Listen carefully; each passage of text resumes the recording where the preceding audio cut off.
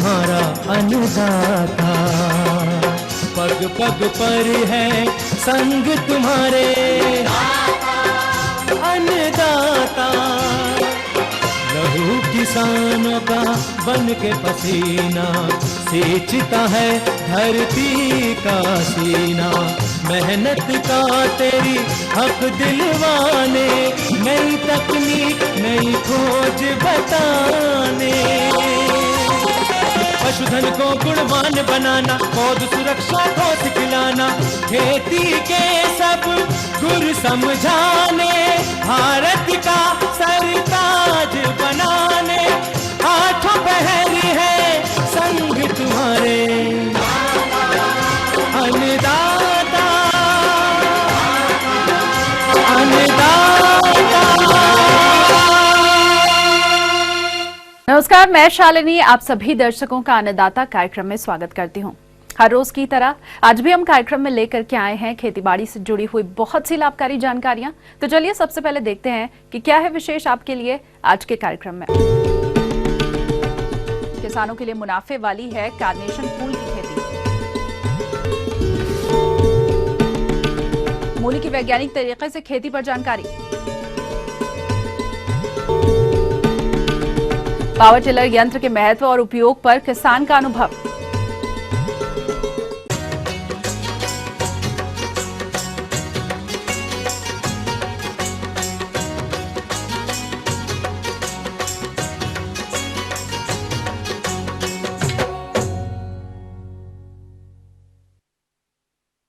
सलाद के रूप में प्रयोग होने वाली सब्जियों में मूली की खेती करके प्रदेश के किसान हर साल काफी लाभ कमाते हैं।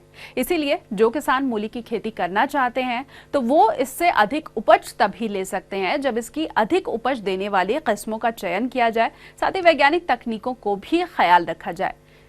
तो मूली की वैज्ञानिक तरीके से बुआई पर विस्तार से जानकारी दे रहे हैं एक कृषि वैज्ञानिक डॉक्टर BD यादव। किसान भाइयों, अभी क्योंकि इस रबी का मौसम इस समय उपयुक्त है और सर्दियों के अंदर ख़ास तौर से हमें जो जड़ वाली सब्जियां हैं उसके अंदर मूली की खेती भी बहुत अहमियत रखती है। मूली की खेती हमें बहुत लंबा समय इंतज़ार नहीं करना पड़ता।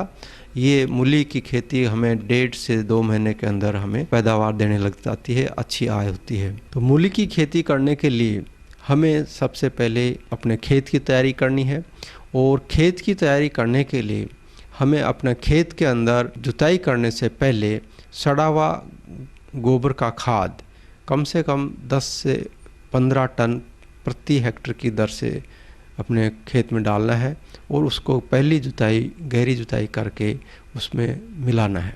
तो किसान भाइयों, अपने जो उर्वरक की मात्रा हमें खेत में डालनी है, दूसरी जुताई से पहले उसके अंदर नत्रजन की आधी मात्रा जो कि लगभग हमें करीब 80 से 100 किलो नत्रजन यूरिया की मात्रा डालनी है और फास्फोरस लगभग हमें 180 किलो प्रति हेक्टेयर की दर से डालना है, जिसके अंदर सिंगल सुपर फास्फेट हमें लेना है 180 किलो एक हेक्टेयर के अंदर। और पोटास के अंदर हमें म्यूरेटो पोटास खाद लेना है, तो वो करीब 160-65 किलो म्यूरेटो पोटास खाद हमें लेना है। और फास्फोरस युक्त जो सिंगल सुपर फास्फेट है और म्यूरेटो पोटास खाद है उसकी पूरी मात्रा और नत्रजन जो यूरिया की मात्रा है वो आधा मात्रा हमें बुआई के समय पहले खेत में डालना है और उसकी अच्छी जुताई करनी है। और क्योंकि बीज की बुआई करने से पहले हमें देखना है कि कौन सी किस्में हमें बीज जो अपने बाज़ार से लेके आना है, तो पहले हमें बीज लाने से पहले हमें ध्यान देना होगा कि कौन सी किस्में उचित रहेंगी जो कि इस समय हम उसका लगा सकते हैं। तो इस समय तो अक्टूबर से लेके नवंबर-दिसंबर के महीने तक हमें जो एक तो पंजाब सफ़ेद है, इसार मूली नंबर 1 है और पूसा रस्मी किस्में हैं, ये इस समय लगाई जा सकते हैं।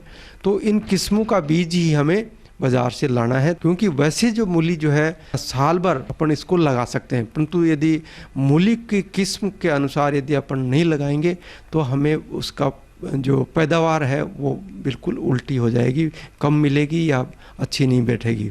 इसलिए जो किस्म जिस समय हमें बोना है उसी किस्म का बीज हमें लाना है।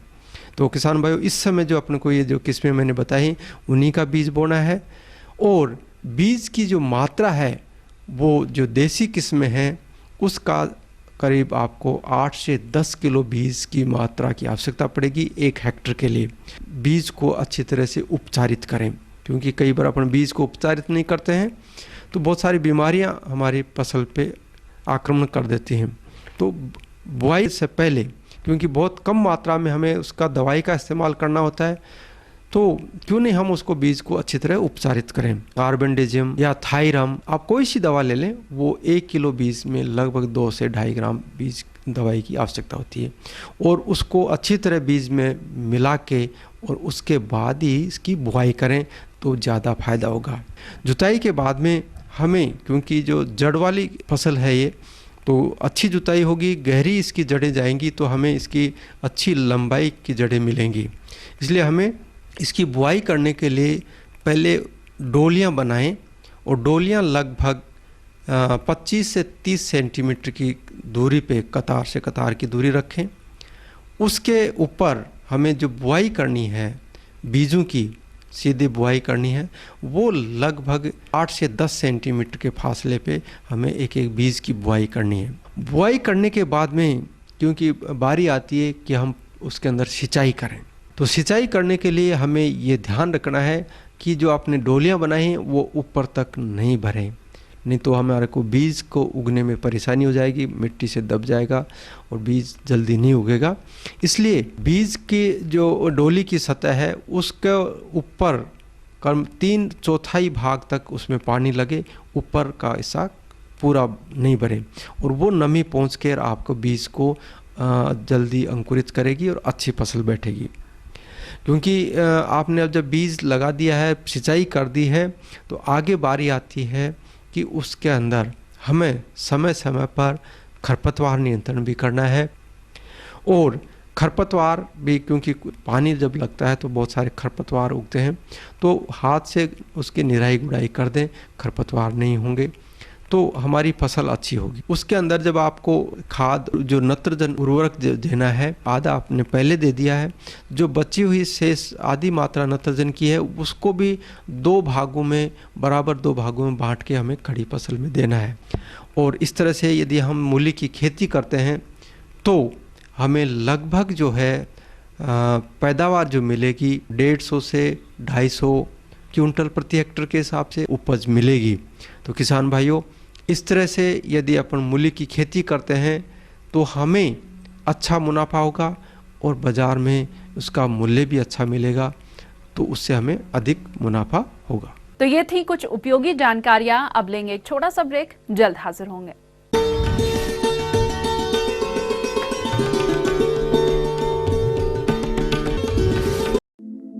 दुनिया के नक्शे पर यह है इंडिया मेरी जान।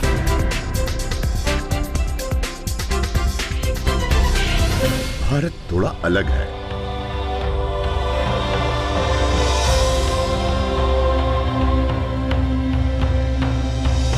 देखा आपने, इतना सा भी छूट जाए तो सच अधूरा रह जाता है। बदलते भारत का पूरा सच। राष्ट्रीय समाचार हर रोज सुबह 8 और दोपहर 2 बजे।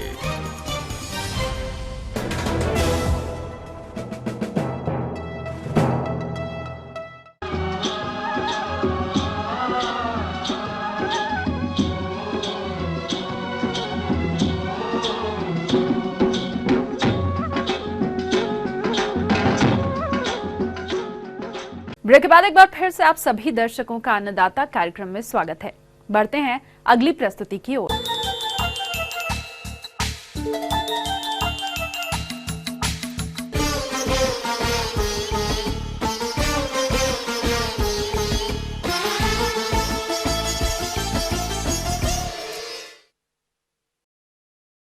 बाजार में फूलों की मांग हमेशा बनी रहती है, लेकिन त्योहारों और शादियों के समय इसकी मांग और भी बढ़ जाती है।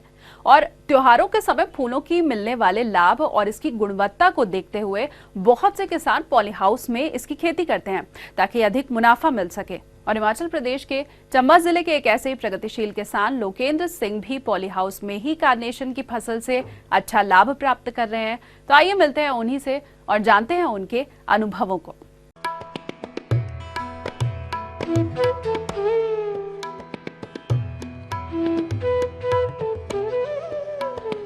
किसान भाइयों में पिछले 20-25 सालों से जो हमारी अपनी खेती होती थी, गेहूँ लगाया, मक्की लगाई, वो कर रहा था। तो बीच बीच में उसके बाद हमने सब्जी लगाना शुरू कर दी। पर एक बार हमें पता चला कि गवर्नमेंट की तरफ से ये पॉली हाउस दिए जा रहे हैं, उनमें सब्जी भी लगाई जा सकती हैं बेमौसमी, और फ्लोरिकल्चर का भी कर सकते हैं। इसी दौरान नाबार्ड की ओर से हमें पूना महाराष्ट्र जाने का मौका मिला और हमें एक हफ्ते की वहाँ ट्रेनिंग दवाई गई सभी फ्लोरिकल्चर कार्नेशन के बारे में, और भी जितने भी होते हैं, और भी जैसे गुलाब है उसके बारे में और सब्जियों के बारे में उन्होंने एक हफ्ता हमको ट्रेनिंग दी। तो वहाँ जाके हमने बहुत कुछ सीखा। पूना से ट्रेनिंग करने के बाद हमने यही सोचा कि हम कार्नेशन ही लगाएंगे। तो हमने लगाया, फिर कामयाब भी हो गया। अब तो अच्छी तरह चल रहा है। गवर्नमेंट की तरफ से ये 80% सब्सिडी में ये पॉली हाउस मिल रहे थे, तो हमने 20% अपना दिया और 80% गवर्नमेंट ने, और ये पॉली हाउस लगा दिया। और ये पॉली हाउस 500 स्क्वायर मीटर का है। स्टार्टिंग में तो हमें कुछ दिक्कतें आई, जैसे ये 100 में लगाए हुए थे, तो उनसे कुछ आइडिया मिल गया हमको, तो इतनी ज़्यादा दिक्कत नहीं आई। ये जो प्लांट हैं हमने पूना से मंगवाए हैं। इस पॉली हाउस में मैंने लगभग 10,000 कार्नेशन के प्लांट लगाए हुए हैं, और जो कि पूना से मंगवाए थे, इनका पूरा खर्चा पड़ता है 10 या 11 रुपये तक एक प्लांट के ऊपर पड़ जाता है। प्लांट ले आने के बाद हमने इनको जब लगाना शुरू किया तो इसकी दूरी लगभग 3 इंच होनी चाहिए। 3 इंच के गैप में इसको हमने लगाया। फिर इनको पानी भी देना पड़ता है, वो भी इससे ऐसे तो नहीं दे सकते हैं, पर इनको ड्रिप से देना पड़ता है पानी। इसका ड्रिप सिस्टम होता है, हम उसी के साथ इसकी सिंचाई करते हैं। और उसके बाद इसमें खाद भी डालनी पड़ती है, जो कि वो भी ड्रिप के द्वारा ही दी जाती है। ये खाद इनमें से एक तो अलग कैल्शियम होता है, दूसरा कैल्शियम न्यूट्रिएंट होता है, और भी H2SO4 होता है, और भी बहुत सारी खादें हैं। इसका एक शेड्यूल बना होता है कि हफ्ते में हमने 2 दिन बाद कैल्शियम डालना है, और दूसरी खादें जो है 2-3 दिन बाद वो डालनी है। और बीच बीच में इसकी स्प्रे भी करने पड़ती है, कीटनाशक भी करने पड़ता है, और फंगीसाइड होते हैं वो भी करने पड़ते हैं। ये जो है हर काम एक रूटीन में करना ही पड़ता है, तब ये ठीक तरह से चलता है। जब ये प्लांट बढ़ना शुरू होता है तो इसकी टाइम पे पिंचिंग करनी पड़ती है, और एक जो होता है मेन बर्ड उसको रखते हैं हम। और तब जो है ये ऊपर का, अगर हम इसकी पिंचिंग ना करें तो ये ऊपर का बर्ड जो है अच्छी तरह से तैयार नहीं होता है। इसीलिए टाइम अनुसार इसको जो है तोड़ना पड़ता है। किसान भाइयों, कार्नेशन की खास बात यह है कि इसको एक बार लगा दिया तो फिर ये 3 साल तक चलता रहता है, और ये 12 महीने चलता है। इसकी कटिंग जो है बस गर्मियों में कुछ ज़्यादा करनी पड़ती है, और सर्दियों में थोड़ा कम हो जाता है। और इसकी मार्केट जो है हमें लोकल तो है नहीं, इतनी बड़ी मार्केट लगता तो है, बहुत कम लगता है, पर ये जो हमें दिल्ली भेजना पड़ता है, वो हम HRT की बस द्वारा उसको दिल्ली भेजते हैं। कार्नेशन का जो एक बंच है वो अभी जैसे कि नवरात्रे हुए या शादी मेलों का समय हुआ तो इसकी अच्छे रेट मिल जाते हैं, और अगर ऑफ सीज़न है तो थोड़ा रेट कम मिलते हैं। इसकी 1 साल की लगभग 2 लाख तक का जो है हम कमा लेते हैं। हमारी मार्केट दिल्ली में है, और जिसके लिए हमें ये लगातार काम करना पड़ता है। इसमें हमें हफ्ते बाद, 10 दिन बाद, 6-7 दिन बाद जो है, जब भी बस तैयार हो गया, ये बर्ड निकला है इसका, काट के हमें मार्केट में पहुंचाना ही पड़ता है। अगर ये ज़्यादा खिल जाए तो वो फिर ख़राब हो जाता है। इसको टाइम टू टाइम काटना पड़ता है और मार्केट में पहुंचाना पड़ता है, तभी आपको अच्छे रेट मिलेंगे। अगर वक्त का नहीं पहुंचा तो फिर अच्छे रेट नहीं मिलेंगे। मैं किसान भाइयों को यही मैसेज देना चाहता हूं कि अगर किसान भाई अपनी दूसरी जो हम मक्की या गेहूं लगाते हैं, अगर उसको छोड़ के अगर हम फ्लोरिकल्चर का करें तो इसमें हमें अच्छे फ़ायदे मिलेंगे। मैं तो किसान भाइयों से यही कहना चाहूँगा कि अब अगर वो नहीं कर रहे हैं तो इसको एक बार करें, जिससे कि उनको भी फ़ायदा हो जाएगा।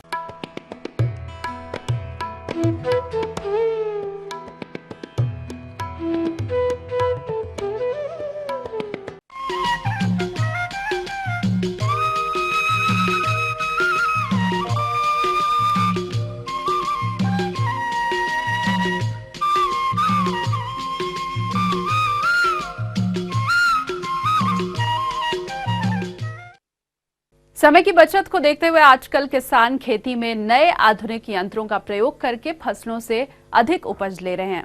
हिमाचल प्रदेश के चंबा जिले के एक ऐसे ही प्रगतिशील किसान रतन सिंह हैं, जिन्होंने पावर टिलर यंत्र खरीदा है। ये पावर टिलर किस प्रकार से कार्य करता है और सरकार द्वारा इस पर कितना अनुदान दिया जाता है, इस पर विस्तार से जानकारी के लिए आइए मिलते हैं रतन सिंह से और जानते हैं उनके अनुभवों को। मैंने ये पावर टिलर लिया हुआ है, ये चंबा बड़ियाल की डीलर की दुकान से लिया हुआ है। इसको पहले पूरा नकद कैश देना पड़ता है, बाद में सब्सिडी आती है।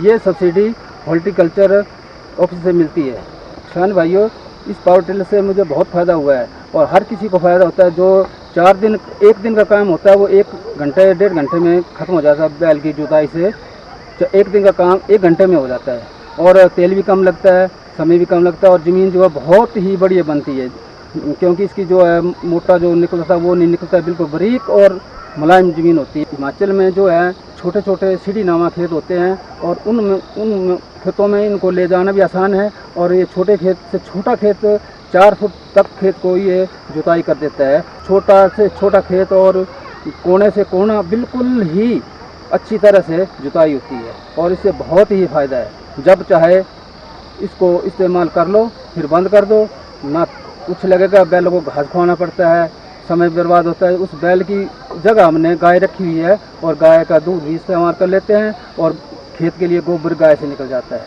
2 फायदे हो जाते हैं। किसान भाइयों, ये है डीजल टंकी, इसमें 4 लीटर से 4.5 लीटर तक तेल आता है। यह मोबाइल लगता है नीचे और 1 लीटर कम से कम 1.5-2 घंटे चलता है। और जब जुताई करते हैं तो ये अभी चलाने के लिए रबड़ के टायर लगे हुए हैं। इसको निकाल के जुताई टाइम जो लोहे के टायर लगते हैं, रोटरी टायर लगते हैं जो टर्न से घूमते हैं और जुताई होती है।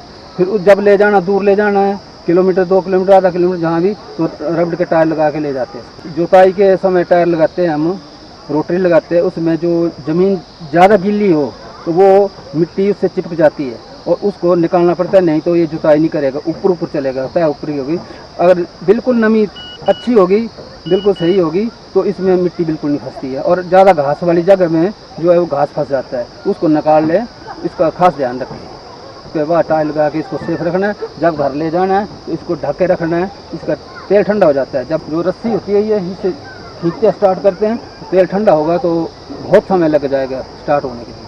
थोड़ा गर्म होगा धूप में तो जल्दी स्टार्ट हो जाता है। आज जो मैं ये जुताई कर चुका हूँ और यहाँ सबसे नीचे भी करूँगा, तो यहाँ मैंने घास लगाना है। इसका नाम है घास का जोई।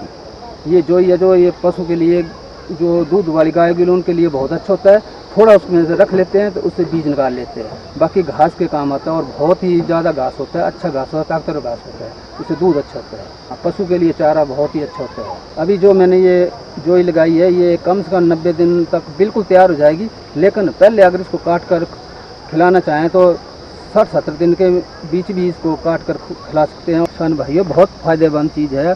आप भी अगर इसको लेना चाहें तो ले सकते हैं। पहाड़ी इलाके वाले जो है ज़्यादातर ले लें तो अच्छा है। आगे और भी हैं कुछ रोचक जानकारियां, पर यहाँ पर रुकेंगे एक और कमर्शियल ब्रेक के लिए। जल्द हाजिर होंगे।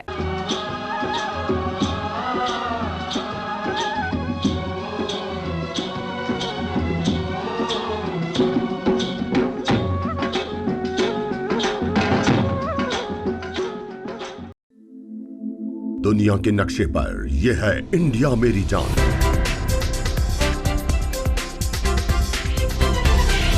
भारत थोड़ा अलग है।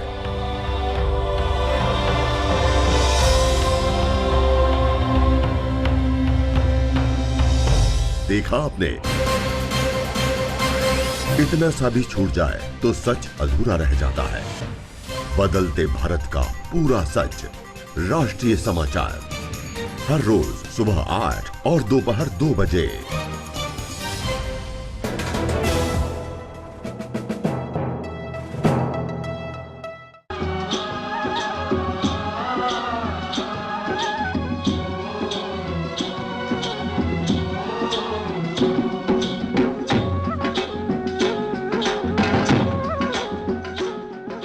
ब्रेक के बाद आप सभी दर्शकों का स्वागत है और चलिए अब रुख करते हैं अगली कड़ी की ओर।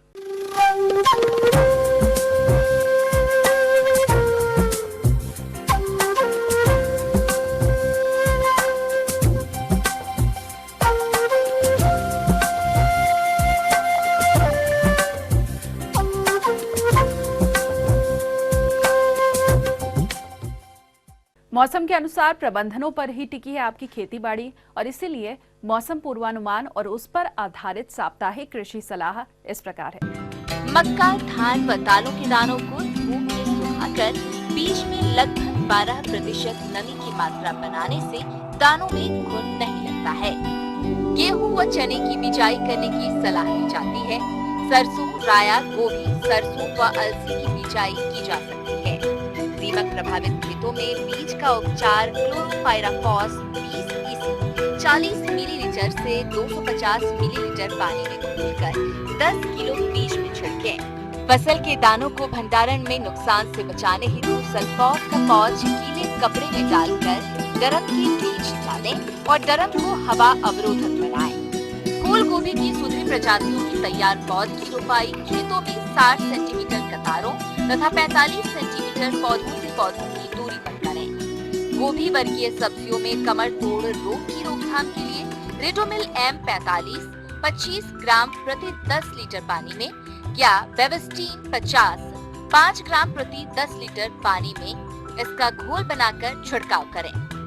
मूली, जापानीज व्हाइट, चाइनीज पिंक, मीलो अर्ली, गाजर, पूसा केसर, नांतीस, चांदनी तथा शलगम PTWG की सीधी बिजाई पंक्तियों में की जा सकती है। पत्तेदार सब्जियों जैसे पालक, पूसा हरित, ऑल ग्रीन, बैनर्जी चाट, पूसा भारती तथा मेथी IC 74, कसूरी की सीधी बिजाई समतल खेतों पर की जा सकती है।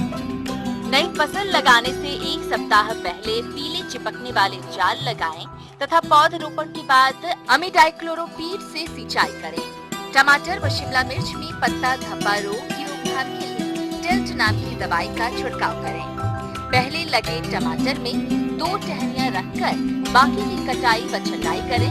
पहले से लगी शिमला मिर्च की पिंचिंग करें। निचले क्षेत्रों में आलू की बिजाई की सलाह दी जाती है।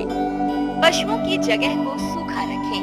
पशुओं में खांसी के लिए निरीक्षण कराते रहें। बाह्य परजीवियों से पशुओं को बचाने हेतु ब्यूटोकस 2 मिलीलीटर प्रति लीटर के हिसाब से पशुशाला में छिड़कें। पशुओं में यदि बाह्य परजीवियों की समस्या हो तो तुरंत पशु चिकित्सक की सलाह लें।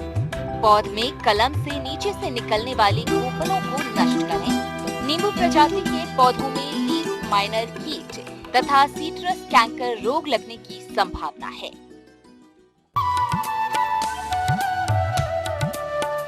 अन्नदाता हेल्पलाइन निशुल्क फोन संपर्क सेवा के माध्यम से आपके द्वारा पूछी गई समस्याओं में से एक या फिर 2 महत्वपूर्ण समस्याओं को हम अपने कार्यक्रम में शामिल करते हैं और इसी के तहत आज की चयनित समस्या और उसका जवाब इस प्रकार है।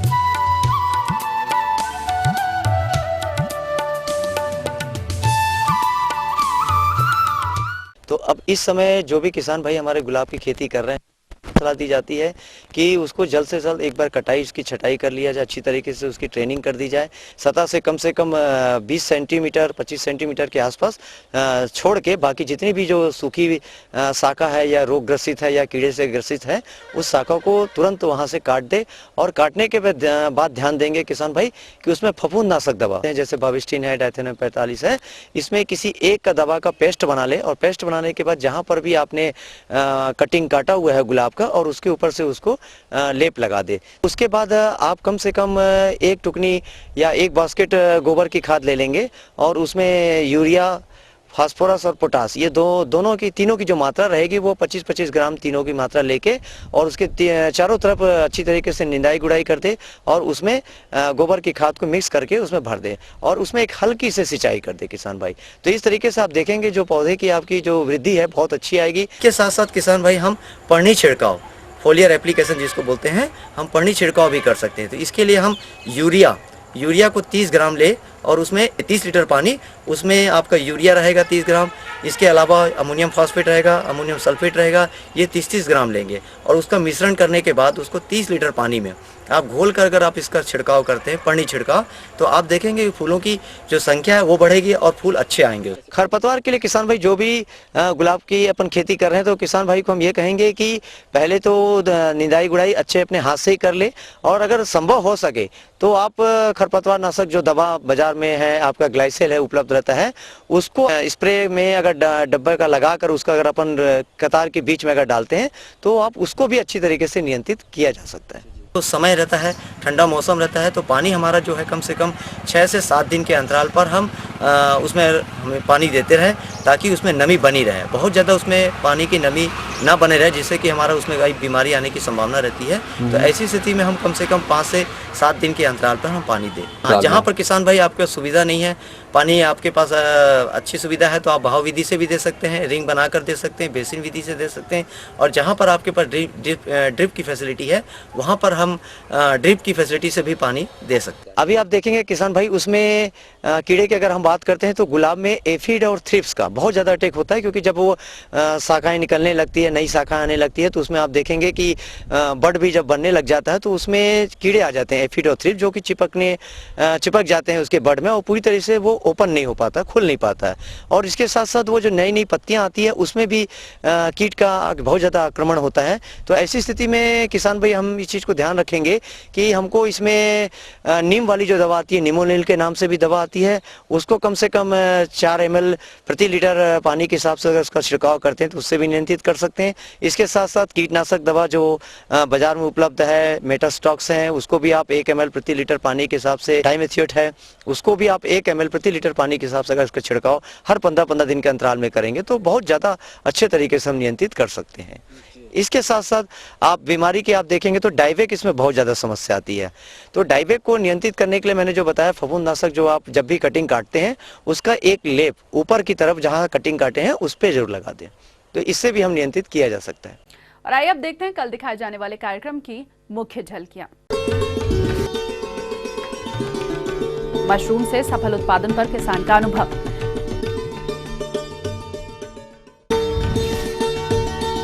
जीरो टिलेज तकनीक से गेहूं की वैज्ञानिक खेती। हम ये उम्मीद करते हैं कि आज का कार्यक्रम आप सभी दर्शकों के लिए उपयोगी रहा होगा। किसान भाइयों, अन्नदाता आपकी सेवा के लिए संकल्परत है। कृषि संबंधित समस्या और सुझावों के लिए आप हमें इस पते पर संपर्क कर सकते हैं। प्रोड्यूसर अन्नदाता, ETV Haryana, Himachal Pradesh, Ramoji film city, Hyderabad 501512। साथ ही आप हमें ईमेल भी कर सकते हैं। हमारा ईमेल ID है annadatar.hp@etv.co.in। इसके अलावा आप हमें निःशुल्क हेल्पलाइन नंबर 1800-108-4599 पर सोमवार से शनिवार सुबह 10 से शाम 4 बजे के बीच संपर्क कर सकते हैं। तो फिलहाल अन्नदाता की पूरी टीम को दीजिए इजाजत। कल फिर से इसी समय आपसे मुलाकात होगी कृषि संबंधित कुछ और रोचक जानकारियों के साथ। नमस्कार।